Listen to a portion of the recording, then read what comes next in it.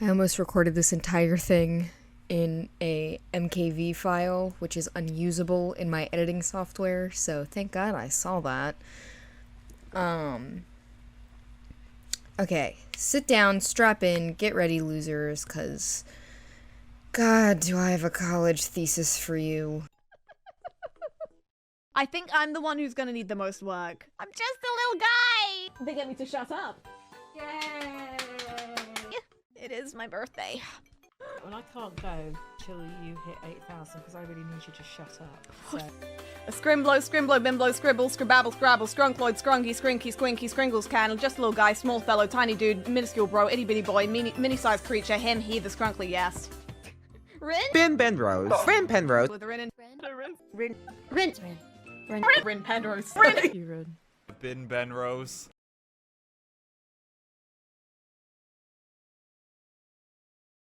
Rin Penrose.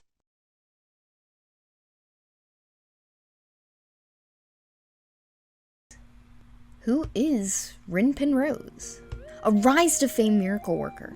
Within just 7 months of her debut, the channel exploded, and rightfully so. An entertaining VTuber with an interesting design, a telescope into the previous hush-hush world of agencies, she's practically VTuber support on speed dial. Like many, I too fell head over heels in love with their personality and shorts. And as I sat there scrolling with admiration and, to be completely fair, a rage of jealousy, I did a small dive into their content. Rolling in my boiling rage of, why is she so famous? Why can she slay so hard? I can slay, right? I can slay? I had to remind myself of my glorious talents because, oh my god, this person does not stop slaying. It's okay, Mango. You can sing, and you haven't even seen them try to sing yet. Maybe they can, maybe they can't, but you can take comfort in knowing that you can be at least mediocre in the... I'm sorry, what? Surely, I can rest easy in not liking the song. Right here.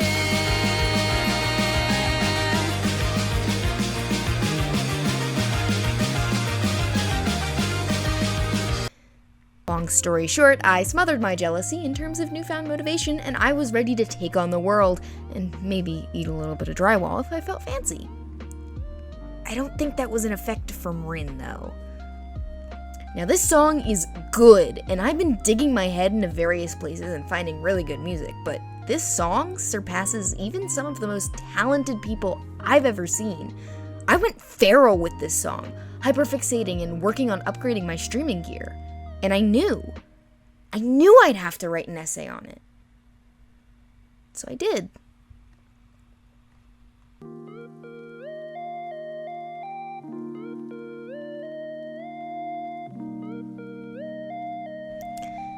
I am not someone that's existed in the music industry long enough to really have an opinion. I was in chorus for about 4 years, but I can't read music, and good luck trying to get me into a head voice. So with that being said, this entire video essay is from a non-musical perspective and is primarily opinions rather than facts.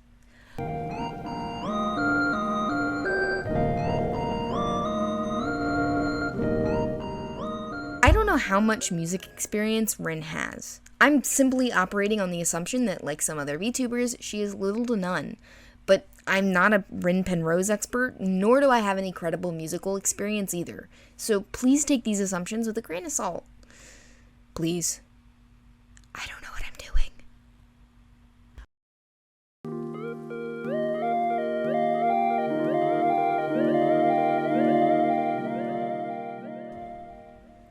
Upon looking in the description of Rin's music video, I know and understand that she did not make, compose, draw, etc. the entire song. She made the lyrics, did the vocals, and drew her own art, but it looks like the actual composing was done by Ferris, and the mixing was done by Ferris and let me put it into Google Translate. Hi DL. Hi DL. I'm trusting you, Google Translate. So the mixing was done by Ferris, Heidi L, and the MV by Pats G, along with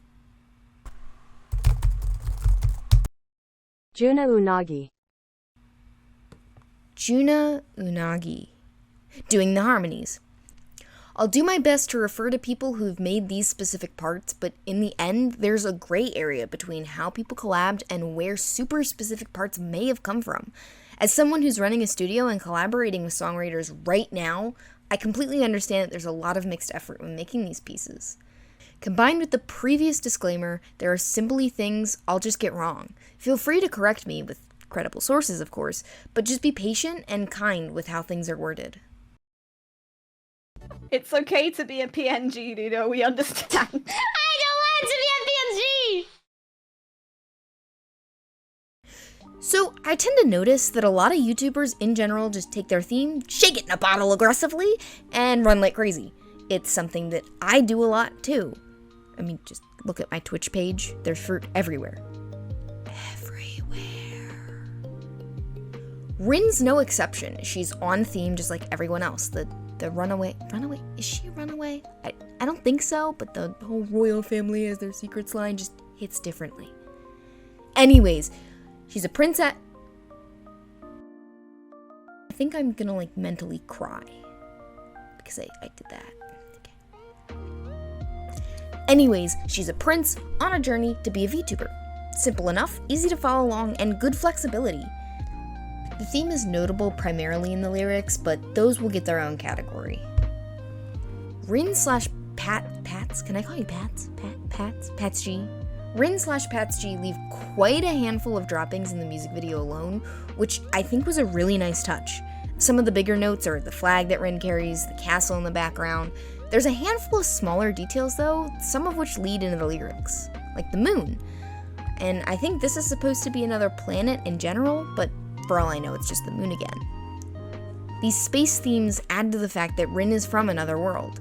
They're probably there to complement her color scheme, but let me have my moment. The cushion pattern that's often associated with expensive or royal furniture.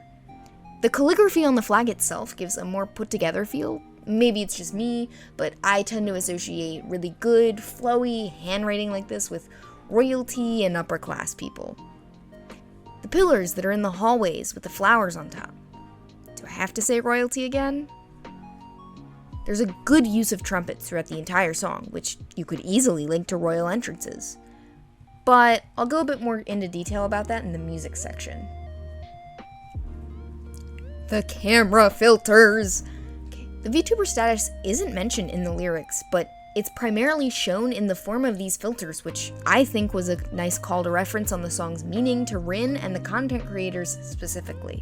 The casual royal on the balcony drop, you cannot tell me you don't immediately connect that to a princess, or in this case a prince, who's had a hard day and is getting some fresh air out on the balcony. There's this really nice fence post in the background, and I kind of want to chalk it up to nice fence post is nice, but I also do want to take note of its general upper class look. You could consider the fireworks a detail because, oh, fireworks expensive, but even I think I'm reaching there, so there's that. I think keeping the theme together and in the foreground is a very nice touch. It's not tossed to the side, but it is used sparingly when you look at the big picture. Keeps it on theme and hooked to Rin, but you can also let it wander around a bit and find the niche sides of the internet a little bit easier. And as someone who's learning how to edit, I'm sure this was a decent amount of work. Thousands of little keyframes. Honestly, good job to everyone who made this. It's truly a masterpiece, and the lighting. Teach me your ways! We even managed to get it to attempt repairs, which I put in quotes because it didn't repair shit. The music itself sticks nicely to the theme. I already briefly mentioned the use of trumpets, but I also want to talk about the upbeat nature. A lot of people in the comments pointed out it's an anime opening sound, and I think it's the rhythm that does that. You could pair an end card running animation with almost any part of the song. Our flag flies high because our renaissance begins right here.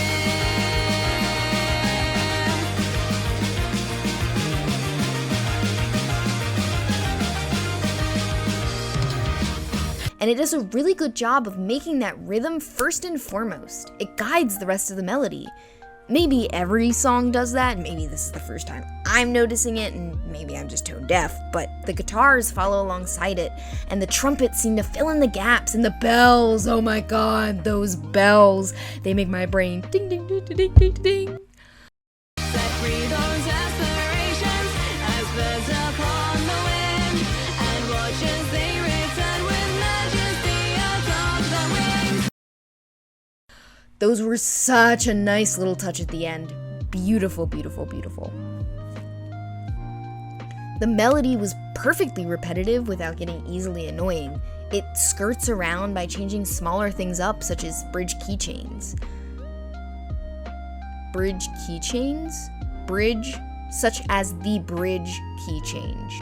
I might also be hearing some piano, but I don't have access to the sheet music, nor do I have the greatest of hearing when it comes to instruments, so take it as you will.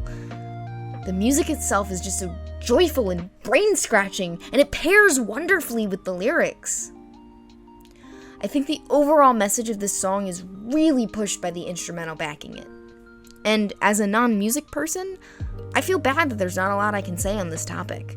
Someone's mentioned a key change, and I think they mean exiting the bridge on a higher octave, but honestly I'm not sure. All I know is that this music scratches my brain in ways I never knew it needed to be scratched. Ferris, Rin, you did an amazing job not only at linking the instrumental heavily to the theme, but really making sure the message was loud and clear. My favorite YouTuber just did a 700-part Let's Play of Superb Mark Adventure 4D Reload 2.5x Platinum Edition, and Nintendo didn't give them any grief. Okay, this is something I wanted to comment on personally as an artist. It's not something that's necessarily related to the essay itself, but the pose, the hands, the hair. Did you draw that castle? I mean, those hair highlights, I still cannot figure them out. The small but still fully rendered details, I'm still figuring out how to make art this detailed without it turning blurry. Is it the resolution that's cranked up? The sizing? What program did you use for this? I mean, I guess it doesn't matter because I'm broke and I can only afford Critter right now, but I mean, wow. I'm taking notes on all these little royal designs. I mean, look at how detailed they are. I mentioned the hair earlier, but can I go back and talk about that? The colored strands intermixing, it makes it feel like a 3D object in a 2D space, and the small strand details and subtle hair shading that does its best to not interfere with the video lighting. It's beautiful, and don't even get me started on the eyes. They're amazing. I just wanna... Oh my god, the lashes have little remnants of eye color? What are you, Disney spending their money properly? Star Trek, right? Shut up, Rin! I want to hear the silence!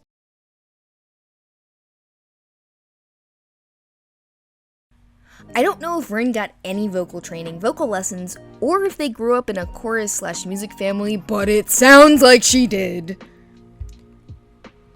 Rin has a pretty distinct voice. Her accent and register are extremely clear and left a very unique impression inside my little brain. And she utilizes that voice really well in this song. I personally have a hard time understanding my range and where I'm most powerful, but the way Rin sings here makes it certain that she knows these things. I'm sure Rin could pull off a head voice or a high range song, but she's so confident in her natural lower register and utilizes it in this melody amazingly. And maybe I'm just being a big dumb and trying to throw things too far, but I feel like I can hear the breath support in this song. You can hear her voice is stronger and solid during the beginning, which is just I was only in chorus for a few years, and even then I didn't understand much, but I can still sit here and appreciate some really good breath support. And the proper vowels. Maybe it's just because she's British, but I adore those proper vowels. I need them. I wrote this entire script not knowing that Rin has done multiple karaoke streams. She does know how to sing. I'm not scrapping the script, I stand by my points.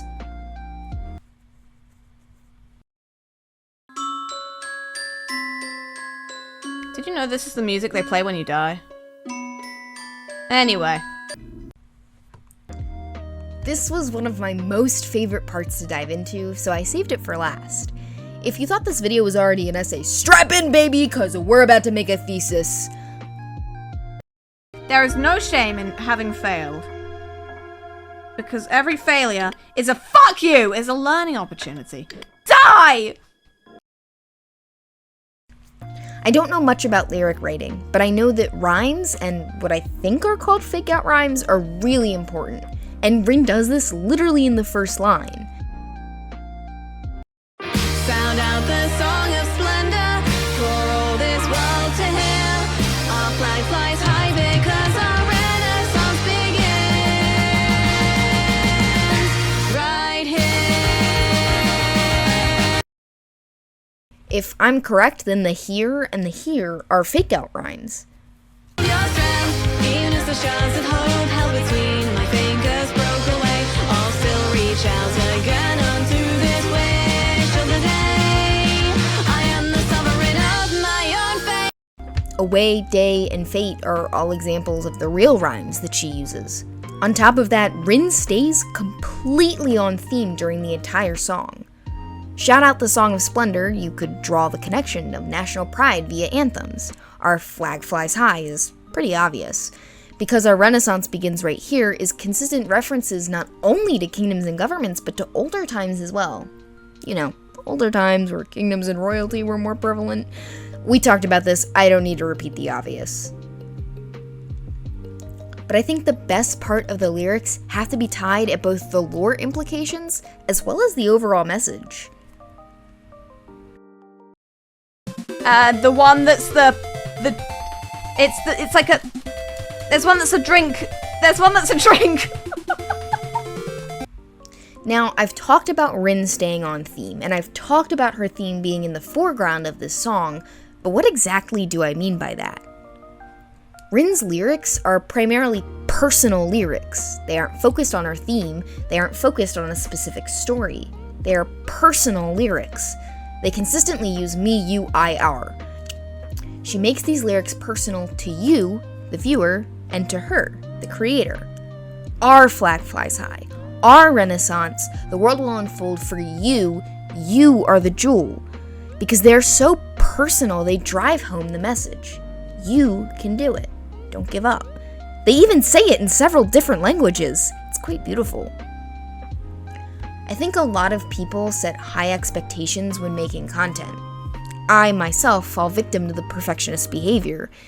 And it's true that you don't get picked up as easily with lower quality content or irregular uploads. So when everyone puts themselves on this pedestal to be the best first try, they tend to quit when they don't reach their goals in an unrealistic amount of time. Or the copyright hits, or they just burn themselves out. And I think Rin realizes this too. And in her message, it goes out directly to those people struggling with those issues. Let ring the bells of conquest, or reach traveling away. Gather our victories till everyone has heard our names. And do not stop until we've ceased to stay. As we strive to climb the best of times. Shine and true, now you can choose your brand new chance to shine. Honestly, the lyrics speak for themselves. They're an ode to you, to Rin, and to every content creator out there. Don't stop. Keep going. It subtly acknowledges the failures and trials in life, but reminding you that this is your story, and no one can write this chronicle but you. These lyrics actually make me wonder if this isn't a song for Rin herself. She said it before in past videos, she doesn't know how she ended up here, and she has little to no expectations of blowing up. And yes, she's part of an agency. That definitely helps with the growth. But it can still be a slower climb, especially when you have peers that might do better than you. It really could be to herself to keep going and to keep trying. Believe in yourself. Man, that's kind of deep. But that leads us into the crack theory section. And as such, I have been forced to instead play a game featuring considerably less man. I'm crying. Okay, I'm gonna be real honest here. I have no clue if Rin will ever do lore. This is honest to God here, so I can hyperfixate and analyze these lines. I completely understand that they may have no meaning, or that I look like a crazy stalker going absolutely feral in the backyard of Rin's community. Anyways, remember what I said about the whole, even the royal family has secrets? I want to look at the song as a message from Rin to Rin. It's very optimistic, and it's as encouraging can be. It talks about creating a kingdom that she can enjoy and feel loved in. She's consistently establishing that her fate is her own and not dictated by anyone else. I am the sovereign of my own fate, and it's up to you to make your way.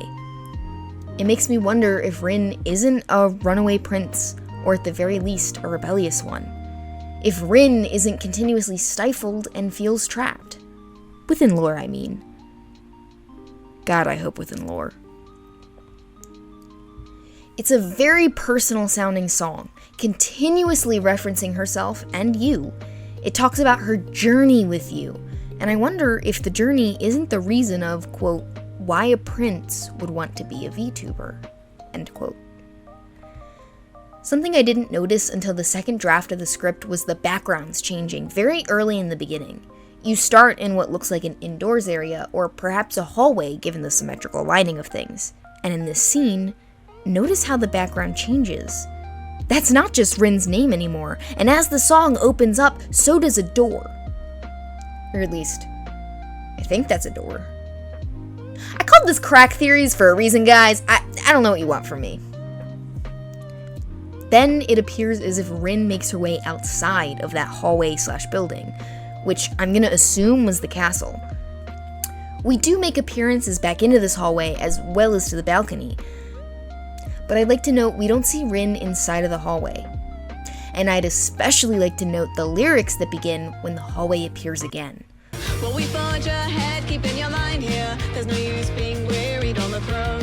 So betwixt your struggles, just recall there's always a time for resting and repose. There's this association with the inside of the castle being a struggle, but the outside is relaxed.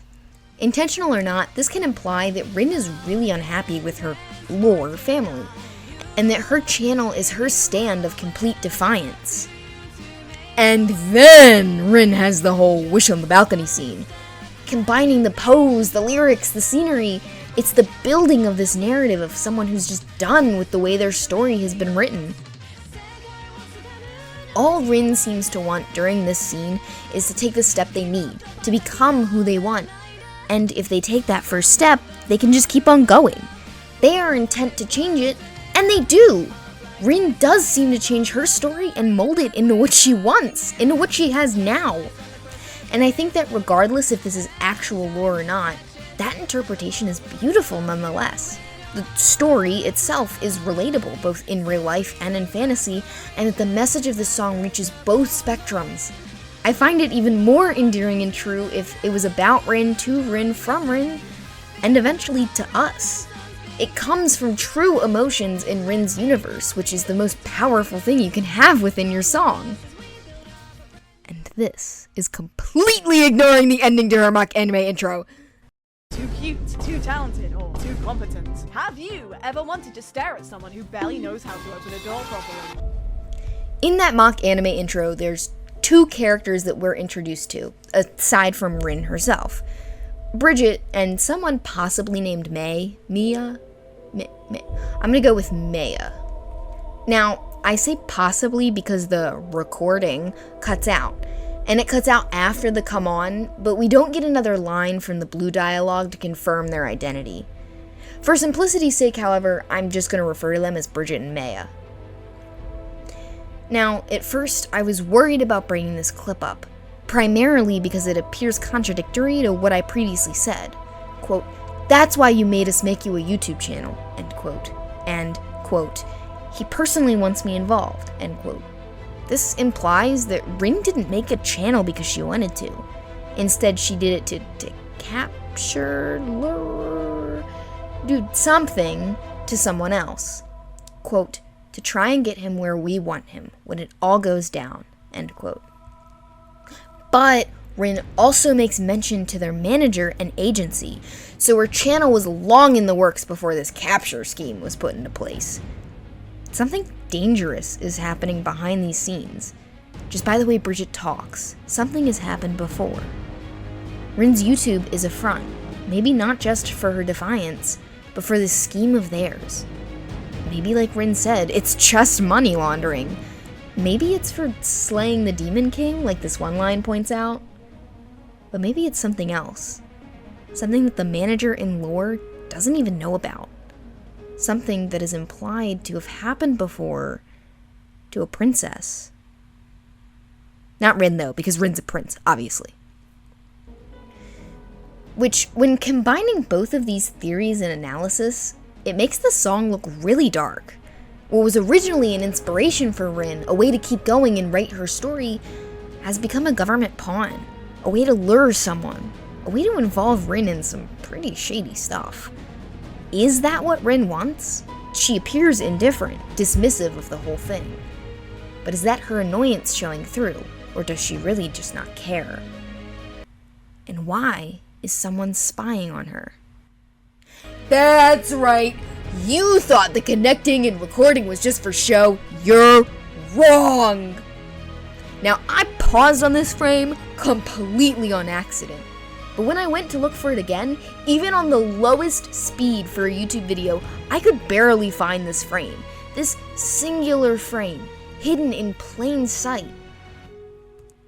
Who are these people? Why did they need to connect and record this conversation?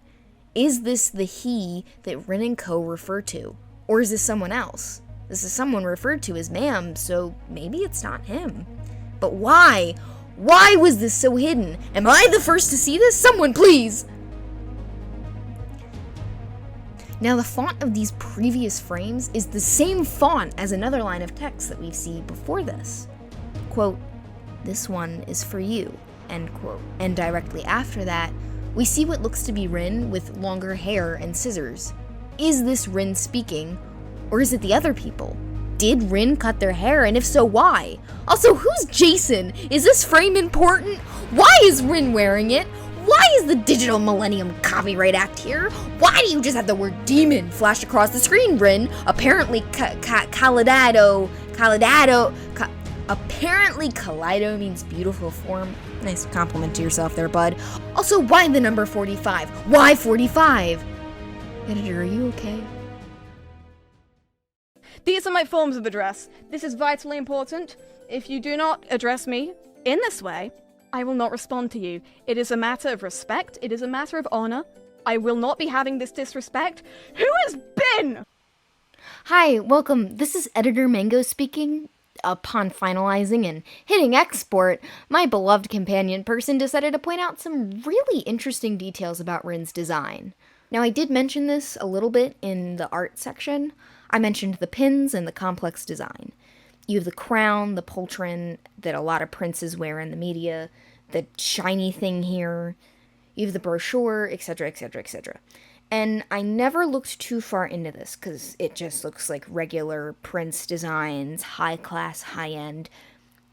But let me show you what Person, the knower of things, said about this design.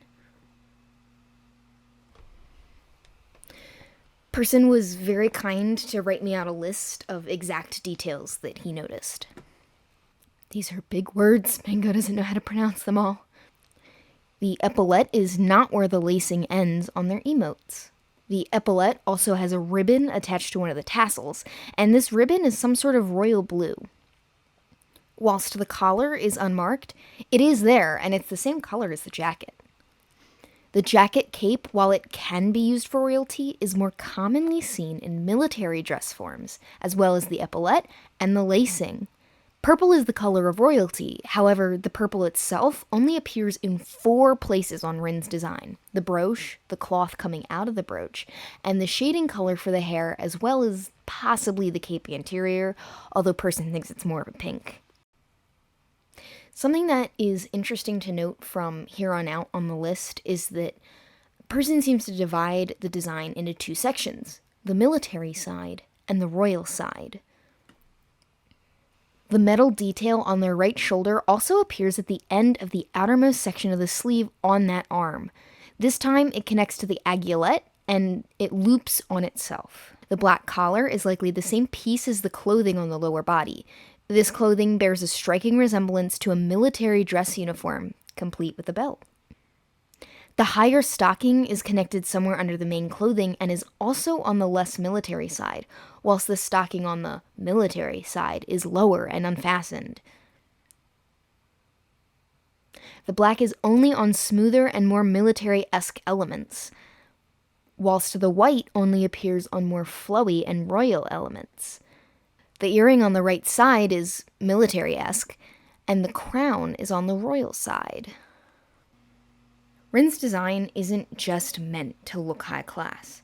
She's designed with a military standing, and depending on the perspective that you take, Rin's VTuber design could also be her military fancy rank showing uniform thing. But I'm not sure if that's too far. So, for now, we'll just assume it's her regular outfit because she likes it. Also because it's probably just there so we can see it and make these connections, rather than she's constantly military acting war general person. Yeah, we'll go with that. Something important to note, though, is the mock anime intro. In it, Rin has none of these features on. She is dressed down considerably, but since it appeared to be late at night, I had overlooked this factor. She doesn't even have her crown on at this point. But I'd also like to point out that maybe it's not just because it's late at night. Maybe it's because she's taking the offer that gets her these military standings. What they are talking about, this major sting operation, could get Rin those pins, if they are medals, that rank ribbon, the entire polatron itself. It's important to note, though, that Jin doesn't have any of these. She appears as dressed down as Rin. And now, while Rin doesn't seem like the military type, I also like to note that Jin especially doesn't seem like the military type. And if I had to pick between the two of them for best general of the year, it would be Rin. No offense, my beloved Jin. So now, here's the question. Life isn't easy out here. It's full of nothing. Just like my soul, just like my happiness. I don't have anything. I sold everything to be able to do YouTube. In the end, this is all really just my opinion. Everything was done so beautifully, I couldn't resist screaming it out for a little over 30 minutes. Probably not editing it though, but I can pretend. Mango is in awe they even managed to find this by themselves, and I'm sure I'm not the only one who found it, but for once I didn't need a MatPat video to do it for me. Please don't forget to give Rin & Co.'s song a listen. It really is a bop regardless of how deep you look into it, and it's the reason why I'm beginning to take my content creation more seriously. It really is inspiring how quickly Rin blew up, regardless of the agency that backs her, and I'm hoping that as I work hard and enjoy my time here, I'll at least be fulfilled with what I've done, even if I don't make it big.